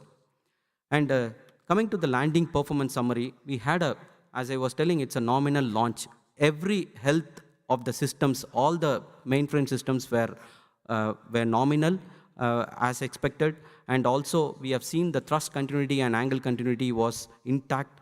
And the closed loop NGC algorithm flawlessly worked, and we were just off by 170 meter in along direction, and 300 meter in 170 meter in across direction, and 300 meter in along direction with respect to the targeted site. And on the right side, you can see the thrust profile, acceleration profile and thrust profile, which was matching one over the other with respect to the predicted as well as the achieved plots. And this is some of the plots where you can see the horizontal velocity with respect to time, vertical velocity with respect to time, and the sensors with respect to time. All were actually within the bounds, within the 3 sigma bounds. And this is where we landed. The landing finally happened at around 69.3 degree latitude towards south and 32.3 degree towards east. And we had a mission life of 1 lunar day because we were heavily depending on the solar power. We did not have a nuclear resource. And this is captured by the Chandrayaan-2 orbiter, where you can see the lander was captured just before the landing and after the landing. We have taken a picture from OHRC, and that has captured very well. And on the right side, you can see some of the images coming from LRO and KPLO. And coming to the scientific part of it, we had 3 payloads in lander. One is instrument for lunar seismic activity, and CHASTE, that is called the Chandra's Surface Thermophysical Experiment, and RAMBA, Langmuir probe. And one more payload, it is a passive instrument which is from NASA, that is a laser retroreflector array, which is just, it will give a fiducial markers, and we have put this particular instrument on top of the antenna so that it is visible to the orbiter from NASA mission. And coming to the rover payloads, we had 2 scientific instruments. One is APXS, that is alpha particle X-ray spectrometer, and second one is LIBS, that is called laser-induced breakdown spectroscopy. As a value addition in the propulsion module, even though the main job of the propulsion module is to carry the lander all the way to moon, but as a value addition, we have put a payload called the SHAPE, that is a polarimetry payload. We know that this payload is mainly to look at the Earth from the moon. We know that Earth is an habitable planet. if you characterize the signatures thoroughly, which can be used in the future interplanetary missions so that we can look for a planet 2, Earth planet 2, such things.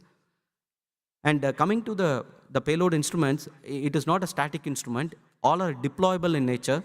On the left side picture, you can see here, on the screen you can see here some of the visuals from the rover camera as well as from the lander camera. In the picture, you can see on the ILSA marking where this instrument for lunar seismic payload is dropped onto the surface. As you can see there, because it has to measure the seismic event. It can be natural, it can be artificial. And on the left side, there is a chase payload. This is a probe which is inserted into the lunar regolith.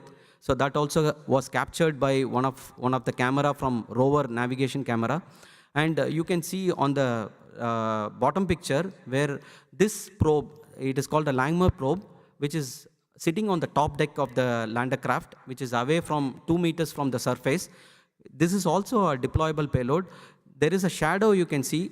This payload is deployed because it has to be away by 1 meter from the lunar craft. And rover also has got 2 payloads. One of the payload is a deployable nature.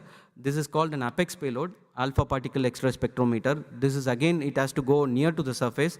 As you can see on the right side, this is again, it can deploy from 0 degree to 90 degree, and again it will come back to 0 degree whenever the rover travels. And once the rover is static, again this payload is deployed, conducts the measurement and transfer the data. And this is a very important thing, the rover path planning. So on the right side, you can see where the lander landed, and rover has traversed, as I was telling, it is almost traversed 101.4 meter. And we had multiple challenges for the rover. Unlike lander, rover it works on semi-autonomous way because rover cannot communicate directly with Earth. It has to communicate via lander, which means the rover has to take a picture through the navigation camera, and it has to send to the ground through lander, and we do a path planning. All this DEM and the path planning is done on the ground, and once the path is clear, whether we have to take a right turn or a left turn, or it can be straight, all these things will be decided in ground, and appropriate commands will be uplinked to the lander, and in turn the lander will communicate with the rover for a next point from point A to point B. This is how the entire rover was operated using ground intervention, and entire 24/7 in that one lunar day was operated continuously to maximize the payload operation. And you can see on the left side also, one of the important thing is the craters you can see. This craters, the picture was taken by the rover camera. As I was telling, it's a navigation camera.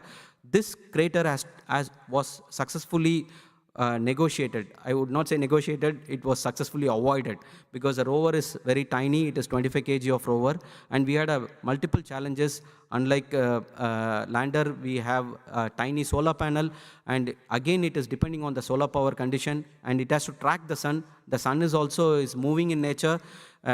From the dawn to dusk, it is moving in azimuth direction as well as in elevation direction. So hence the rover solar panel has to track the sun continuously.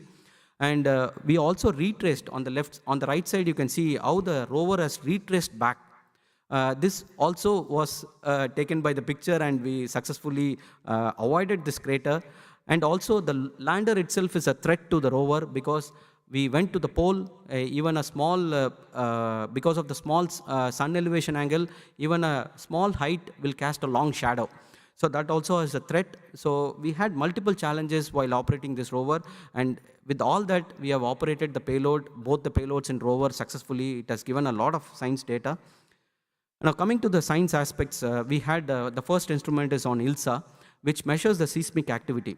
There was a high sensitive vibration accelerometer in all the 3 directions. It senses the ground vibration. So you can see on the right side, there is a picture where the ground acceleration versus time. We had multiple events. It can measure the magnitude, frequency, as well as the sensitivity of the instrument. All these things was measured, but largely the artificial event, the magnitude was more when the rover is traveling on the surface. Because of that nature, it has given a large magnitude, and we know that can be correlated because it's all an the event which took place artificially, and also the payload deployment, it's an artificial event. On the bottom picture, you can see the red color curve, where it's an uncorrelated event, where it could be a natural event, where the moon quakes can be there, or some meteorites impacts could have been there. Almost 50 instances we saw this kind of a natural event, and this instrument can measure from 1 micro-G to 5 milli-G kind of a range. And also, the another important instrument is a chaste, where the probe is inserted into the regolith for about 100 mm, and every 10 mm we have put a temperature sensor which can measure the temperature.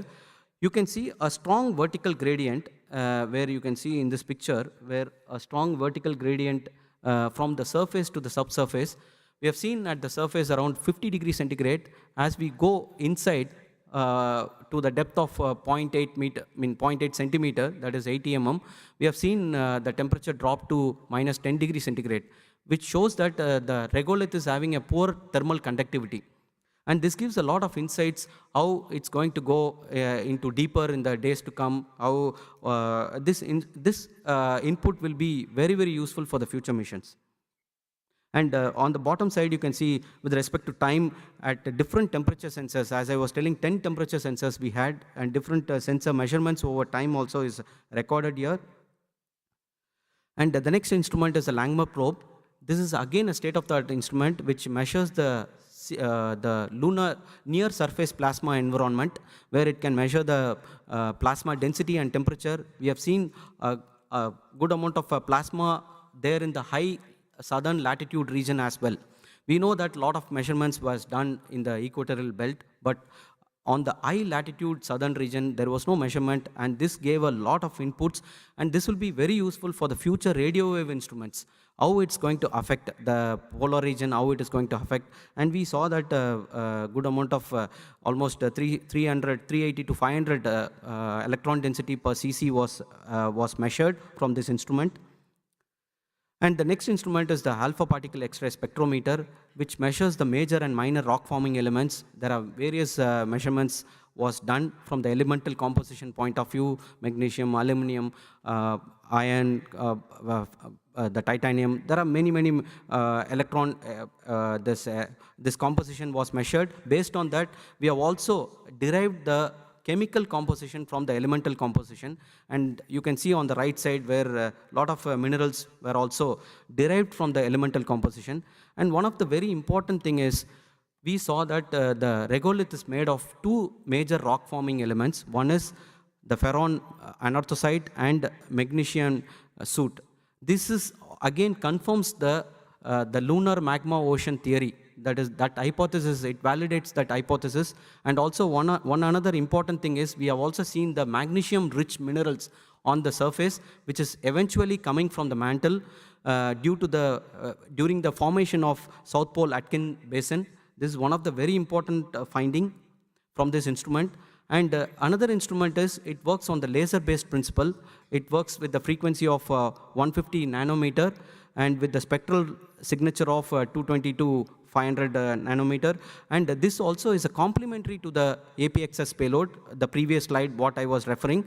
And this also confirms that the major minerals and minor rock forming elements. And as I told about the shape payload, which is basically to look for another planet, whether it is livable, by looking at Earth from the moon, which gives a subtended angle of 2.5 degree. We had a FOV of 2.5 degree, which covers the entire disk of the Earth from 4 lakh kilometers. Once this instrument was successfully used, we know the characteristics of the Earth, and this can be used for the future planets in the future interplanetary missions. And I was telling about validating about the lunar magma ocean. We saw that one of the discovery is the buried crater, where you can see on the left side picture where the lander landed, the star mark where it indicates where the lander landed, and the arrow marks of the black color arrow mark indicates the circle, the semicircular structure of the crater, which is almost 160 kilometer in size, semicircular in nature, and 4.4 kilometer deep. And this theory shows that it is all settled with the multiple impacts. And these data are available in public. It is there in portal, and so many countries are utilizing this data, and so many users are there already. And a lot of publications are already available, and future publications are also on the way. A community can use this data effectively.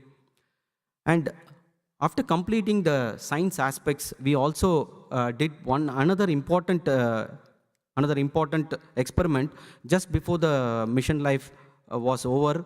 We did hop-on test, which is the engines, whatever is used to land, the same engines were fired again just to elevate from where it landed, and it also laterally moved, so that we wanted to make sure that all our engines are working. This will also act like a precursor for the lunar sample return mission. This is our next mission, and we have successfully demonstrated this. We did not have any plan just before landing. We have done everything in 24 hours time, and we made the software ready, we made the algorithm ready, and we did this experiment, and it really exceeded the mission objective. And coming to the near future lunar experiment programs, we have Chandrayaan-4. As I told, it is a lunar sample return mission. We are primarily aiming to bring the sample back to Earth safely. Carrying out this mission, we have multiple modules are required. Again, we have to achieve this mission with our own launch vehicle. So I'll be covering about the challenging part of it and some of the mission concepts. And Chandrayaan-5 is basically a LoopX mission. Again, it's an ISRO-JAXA mission with a bigger lander, bigger rover, and we are also aiming exactly onto the pole. We also finalized the landing site, and we have also in the process of finalizing the payloads. We have already some of the payloads on board in both lander and rover. And coming to Chandrayaan-4, this is one of the very ambitious mission for us. Which will also demonstrate our capability for the crew landing mission. First level technologies it will demonstrate, like we have landed, now we will be coming back from surface to the moon orbit, and again from moon orbit to the Earth orbit, and finally we will be coming to the Earth, crossing the atmosphere. So we have to have necessarily multiple modules to achieve this, and this also calls for 2 stacks.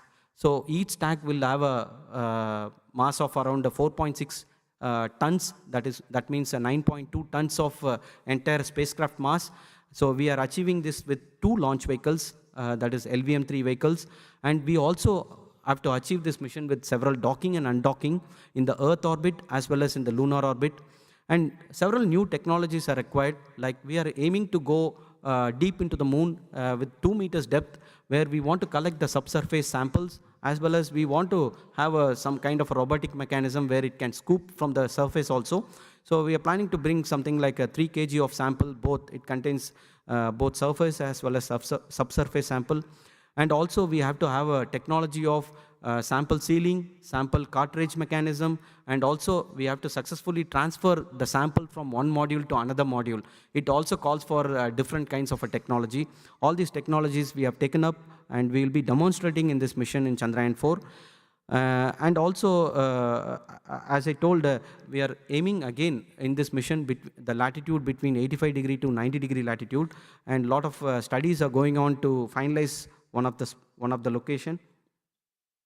And coming to the mission concept, as I told, we are having a 2 launch vehicle, and both the modules will get docked in the GTO orbit, and all these modules will travel together to moon, and some of the modules will stay on the moon orbit, and some modules will go to the surface and collect the sample, and one module will take off from the surface, comes back to the orbit, lunar orbit, and it docks with the lunar orbit, which is already another module is parked there, and it will transfer the sample from the ascent module to the transfer module, and finally the ascent module will get undocked, and the transfer module and re-entry module will come out of the moon sphere of influence. It will come back to Earth. That we call it as the trans-Earth injection. And finally, the transfer module will eject the re-entry module, and only the re-entry module will enter into the Earth's atmosphere. And finally, to the targeted site, we will be bringing back the sample with the aim of 3 kgs of mass.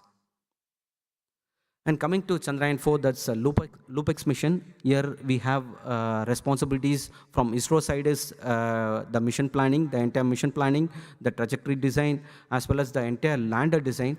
And there will be payloads from either side, and as well as the JAXA will have a primary responsibility of rover, the big rover development, and also the payloads which will be coming from both sides, as well as the DSN network and as well as launch vehicle. And we are aiming a safe and precise landing to the targeted site, which is the connecting ridge of the landing site that is called 89.45 degrees south and almost 222.8 towards east. And this mission will have bigger lander and bigger rover with more payloads, more scientific instruments. And this will be first time targeting to the permanently shadowed region, and the rover will travel from the lander where it lands, and it will traverse to an extent of 500 to 1 kilometers distance, and there will be a lot of in situ measurements, and we are also aiming for volatile measurement as well as the quantification of water and quality of water and many things. And also we have plans to go up to 1.5 meter deep. And some of the mission concepts where the JAXA launch vehicle will inject the craft with a bigger elliptical orbit, almost 1.4 kilometers, 1.4 kilometers orbit, and from there we have to reach to the moon, and again the lander propellant will be spent, and finally the landing and other approaches will be similar to Chandrayaan-3. And finally, we will have a rover which comes out from the top deck, and the rover will go on the left side. You can see the rover traverse path where we will have science measurements, scientific instruments where it will measure a lot of scientific measurements are planned. And some of the spacecraft views you can see here, the stowed and deployed views, and the rover is sitting on top of the lander. This is a very heavy lander with a rover mass of 350 kg mass, and this mass has to come down to the surface, and we are going to have a different kind of the deployable mechanism, unlike in Chandrayaan-3. Chandrayaan-3, the rover was placed vertically inside the lander and the ramp was opened out. Here the rover has to come from the top deck, and also we have a bigger lander. The technology itself will be different, and also the landing leg technologies where we have to absorb more energy because the mass is increased, and we also have to have the same stability. So many new technologies will be put in this Chandrayaan-5 LUPEX mission. And rover payloads, I'm not going to read. There are many payloads from ISRO. Some 4 payloads are there, ground penetrating radar and IR spectrometer, and there are many payloads from JAXA as well. And also, in addition to that, we will have payloads on the lander as well, which is all in the is in the process of finalization. And coming to beyond Chandrayaan-5, we have various missions. One is on the top side, you can see the initiative point of view. We have already have a Gaganyaan program where we will have a 3 uncrewed mission and 1 crewed mission. And this is something we are targeting to complete by 2026. And beyond that, we will have the Bharatiya Antarakshi station. We will have our own space station around the Earth. And already Government of India has approved the first module. And we will have 5 modules in this. And we plan to set up this all these 5 modules by 2035, and the first module is slated for something like 2028 is targeted. And on the technology point of view, there are various missions are required to achieve this primary goal. So we will have a docking. We have an upcoming mission called SPADEX, which is going to be docked in the circular orbit. Almost this mission is getting ready now. And future, we have to have an elliptical orbit docking as well. So circular orbit docking alone will not meet our future requirements. So we have a series of SPADEX mission. We have SPADEX 2 and 3, which will primarily aim for elliptical orbit docking, which is also required for a Chandrayaan-4 mission. This will act like a technology demonstration before the Chandrayaan-4 mission. And also we will have many missions like long-term survivability on the surface. We will be utilizing many instruments for ISRU purpose and as well as for science purpose, and we may have to utilize the nuclear resources for long-term survivability, and also we should come up with the new technologies for going to the South Pole, exactly onto the South Pole, because the sun elevation angle will be very low, and how these algorithms are going to work and the sensor is going to work, for that technologies are required. And also we have to have relay communication satellites as well as navigation satellites. Like ESA Moonlight program, we also have a plans of having a set of satellites around the moon with an highly elliptical frozen orbit, because we are targeting our landing site towards the South Pole. So we will be aiming between minus 70 degree to 90 degree towards south. So we may have to have a set of satellites which will act like an infrastructure around the moon. And going beyond 2035, we also have on the top side, you can see the entire Bharatiya Antarakshi station will be ready, and that will be utilized effectively for further going to the moon. And we will have a crew orbiter around the moon.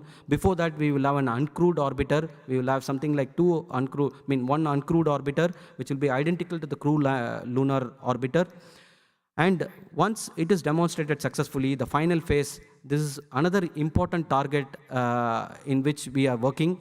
By 2040, we want to have our crew lunar lander onto the surface. So before that, we will have an uncrewed lunar lander, which will be identical to the crewed lunar lander. And beyond that, it is again an expansion phase where sustainability is very important. So we may have to extend this Bharatiya Antarakshi station to something like a lunar gateway, where we can utilize the lunar gateway which is already set up from the Artemis program, and we may have to have some reshuttling between the Earth to the orbit around the moon, as well as some reshuttling is required between the orbiting around the moon to the surface. And we have to have a vehicle which will have a pressurized condition, and there will be a lot of transportation between Earth and moon with the vehicles, with cargoes, so many things. And also we have to build a lunar stations, permanent lunar stations, and set of instruments are required before that, how to convert this regolith into the construction material, and how to bring the habitability, so on. So all these things are planned beyond 2040 as well. Thank you for the patience.